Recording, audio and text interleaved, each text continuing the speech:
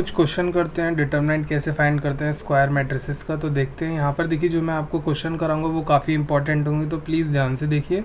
और आपको अगर किसी स्टेप में या फिर किसी क्वेश्चन में प्रॉब्लम आती है तो प्लीज़ कमेंट करके मुझे बताएं। अब देखिए, स्टार्ट करते हैं। पहला क्वेश्चन दैट इज़, यहाँ पर देखिए हमें इसका डिटरमिनेंट फाइंड करना है। तो हम करेंगे क्या इस क्वेश्चन में, ये देखिए, अगर मैं आपको बताऊँ ये एक स्क्वायर मैट्रिसेस है ऑफ ऑर्डर 2/2। तो स्क्वायर मैट्रिसेस के केस में मैंने बताया था आपको, कभी भी डिटरमिनेंट 2/2 की हो और हमें स्क्वायर मैट्रिसेस का डिटरमिनेंट निकालना हो तो सिंपल हम क्रॉस मल्टीप्लिकेशन यूज़ करते हैं। तो यहाँ पर हम क्या करेंगे, क्रॉस मल्टीप्लिकेशन यूज़ करेंगे।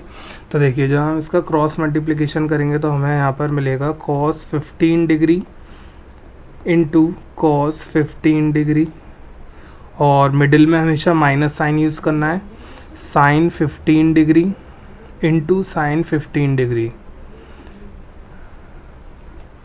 पर हमने क्रॉस मल्टीप्लिकेशन यूज़ कर लिया है। अब यहाँ पर एक आइडेंटिटी अगर हम देखें तो हमें वो याद आ रही है, आइडेंटिटी। अब यहाँ पर हम एक आइडेंटिटी लिखेंगे जो आइडेंटिटी इस क्वेश्चन में हेल्प करेगी। देखिए, हमने पढ़ा 11th में पढ़ा था, कॉस ए प्लस बी की आइडेंटिटी होती है cos A cos B minus sign A sine B. ये आइडेंटिटी होती है कॉस ए प्लस बी की। तो आप ज़रा ध्यान से देख सकते हैं, ये जो आइडेंटिटी है इसकी फॉर्म बिल्कुल ऊपर लिखी हुई है, clear. Cos A cos B minus sign A sine B. हम यहाँ पे इसको मानेंगे ए और इसको ट्रीट करेंगे एज अ बी। ये ए और ये बी, क्लियर। अब देखिए, यहाँ पर हमारे पास फॉर्मूला हो जाएगा कॉस ए प्लस बी, यानी ये हो जाएगा 15 + 15। तो हमें यहाँ से मिलेगा cos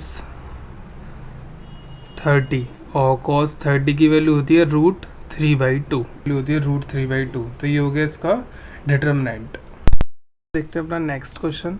अब देखिए, अगेन हमें यहाँ पर क्या करना है, डिटरमिनेंट फाइंड करना है। तो हम यहाँ पर देखेंगे, पहले ये 2/2 डिटरमिनेंट है। तो 2/2 के केस में सिंपल क्रॉस मल्टीप्लिकेशन यूज़ करके हम डिटरमिनेंट फाइंड कर सकते हैं। तो यहाँ पर देखिए, सबसे पहले जो वैल्यूज़ आएंगी वो आएंगी a + id into a - id। Middle में हमेशा माइनस साइन यूज़ करना है, फिर c - ib and then c + ib। अब हम क्या करते हैं, ब्रैकेट सॉल्व करने के लिए यहाँ पर देखिए एक आइडेंटिटी यूज़ करते हैं। By using identity, by using a - b into a + b, ये हमारे पास एक आइडेंटिटी होती है। इसका रिजल्ट आता है a² - b²। तो इसी की हम यहाँ पे हेल्प लेते हैं। तो देखिए, हमें यहाँ पर मिलेगा a + b and a - b। तो हम यूज़ कर सकते हैं उसकी जगह a² - b²। तो पहला ब्रैकेट सॉल्व करके आएगा a² - id² minus, again same यहाँ पर a - b a + b की आइडेंटिटी। तो ये हो जाएगा c² - ib²। अब सिंपल हम ब्रैकेट सॉल्व कर लेते हैं। यहाँ पर a² - i² d² minus c² - i² b²। अब i² जहाँ जहाँ यूज़ हो रहा है वहाँ हम उसकी जगह क्या रख सकते हैं, ये एक प्रॉपर्टी होती है, i² की वैल्यू होती है -1। ये आपको ध्यान रखना है यहाँ पर। तो यहाँ i² की जगह हम पेस्ट करेंगे -1, तो ये हो जाएगा +1, यानी d² minus c², again i² की जगह +1 b²। तो ये आगे सिंप्लीफाई होगा नहीं, तो ये हो गया हमारा फाइनल आंसर। अपना नेक्स्ट क्वेश्चन, अगेन देखिए, यहाँ इस क्वेश्चन में हमें डिटरमिनेंट फाइंड करना है। तो स्टार्ट करते हैं। यहाँ पर अगेन 2/2 डिटरमिनेंट है, तो क्रॉस मल्टीप्लिकेशन यूज़ करके हम पहले अपने स्टेप को आगे बढ़ाते हैं। तो देखिए, यहाँ पर हमें वैल्यू मिलेगी log 9/4 into log 512/3 minus log 8/3 into log 3/4। ये हमने क्रॉस मल्टीप्लाई कर लिया। अब हम क्या करेंगे, देखिए यहाँ पर लॉग की कुछ प्रॉपर्टी होती है, मैं यहाँ पर लिख देता हूँ, आप इनको याद कर लीजिएगा। लॉग, अगर हमारे पास लॉग में 2 नंबर प्रोडक्ट में होते हैं तो उसकी प्रॉपर्टी होती है log m + log n। अगर लॉग में 2 नंबर डिवाइड में आते हैं m/n, तो इसकी प्रॉपर्टी हो जाती है log m - log n। Next property, अगर लॉग में किसी नंबर की पावर है, यानी log m की पावर n है, तो हम पावर को आगे शिफ्ट कर लेते हैं, यानी ये हो जाएगा n log m। और लास्ट प्रॉपर्टी, लॉग एम, मान लीजिए बेस में कोई नंबर है लिखा हुआ है ए, तो यहाँ पर अगर मुझे ये प्रॉपर्टी के अकॉर्डिंग ओपन करना है तो इसकी वैल्यू आती है लॉग एम अपॉन, बेस को भी हम लॉग के साथ लिख देते हैं लॉग ए। तो डिटर्मिनेंट की कुछ क्वेश्चन करने के लिए काफ़ी इंपॉर्टेंट प्रॉपर्टी हैं, आप इनको ध्यान रख सकते हैं। तो देखिए इन प्रॉपर्टी का यूज़ करके हम कैसे इस क्वेश्चन को सिंप्लीफाई करते हैं। क्वेश्चन को सिंप्लीफाई करते हैं तो यहाँ पे मैं लॉग की प्रॉपर्टी लगा रहा हूँ, जो ये मैंने लिखी थी लॉग एम बेस ए।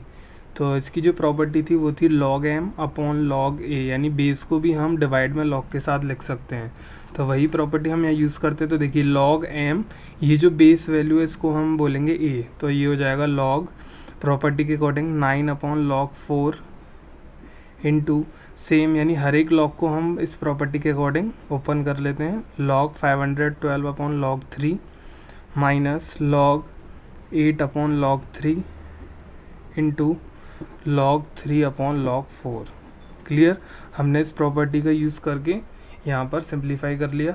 अब देखिए यहाँ पर हम क्या करते हैं, यहाँ पर देखते हैं कि ये जो नंबर्स यहाँ गिवन है इनका फैक्टर हो रहा है या नहीं। 9 को हम लिख सकते हैं 3 का स्क्वायर, 4 को लिख सकते हैं हम 2 का स्क्वायर इंटू लॉग 512 को हम लिख सकते हैं 2 की power 9 upon 3 same, minus log 8 को लिख सकते हैं हम 2 की power 3 upon log 3 into log 3 divided by again log 4 को हम लिख सकते हैं 2 की पावर 2। अब देखिए यहाँ पर हम प्रॉपर्टी जो यूज़ करेंगे वो यूज़ करेंगे लॉग में अगर किसी नंबर की पावर हो n तो वो पावर आगे शिफ्ट हो जाती है। इस प्रॉपर्टी को हम यूज़ करने वाले हैं हम यहाँ पर, क्योंकि आप देख सकते हैं हर एक जगह लॉग में अब पावर आ रही है, तो पावर के लिए ये प्रॉपर्टी बेस्ट है। अब देखिए सबसे पहले यहाँ पर हम इस लॉग को एक्सपेंड अगर करें तो ये जो पावर 2 है ये आगे आ जाएगी, तो हमारे पास आएगा 2 log 3 अपॉन सेम नीचे से हम लेंगे 2 log 2। इस प्रॉपर्टी का यूज़ करके जहाँ जहाँ पर पावर आ रही है हम उसे आगे शिफ्ट करा रहे हैं, into 9 log 2 upon log 3 minus 3 log 2 upon log 3 into log 3 upon 2 log 2। अब देखिए अब आगे देखते हैं कुछ सिंप्लीफिकेशन हो रहा है या नहीं। यहाँ देख सकते हैं हम log 3 cancel out, again log 2, इधर log 2 कैंसिल आउट, इधर log 3 कैंसिल आउट, तो रिमेनिंग एलिमेंट्स आएंगे 2 से 2 गया, तो इधर क्या बचा 9 माइनस इधर बचा 3 और अपॉन में 2। क्लियर, इसे सॉल्व कर लेते हैं। 18 minus 3/2 that is 15/2 is the answer. Clear है। अगर फ्रेंड्स आपको कहीं पर भी किसी भी स्टेप में प्रॉब्लम है तो प्लीज़ कमेंट करें, जिससे कि आपका डाउट क्लियर हो सके और आपको आगे और डिटरमिनेंट करने में कोई प्रॉब्लम ना आए। तो देखिए यहाँ पर ये जो है डिटरमिनेंट, अब इसके ऊपर आ गया स्क्वायर। तो देखिए यहाँ पर गलती होती है, हम क्या करेंगे सबका स्क्वायर करेंगे, ये गलत स्टेप है। सबसे पहले हम क्या करेंगे, जैसे डिटरमिनेंट को सॉल्व करते हैं बिल्कुल वैसे ही करेंगे। तो यहाँ पर सबसे पहले 2/2 की डिटरमिनेंट है, तो हम क्या करेंगे पहले क्रॉस मल्टीप्लाई, तो ये हो जाएगा 2 इंटू -5 माइनस 3 इंटू 4।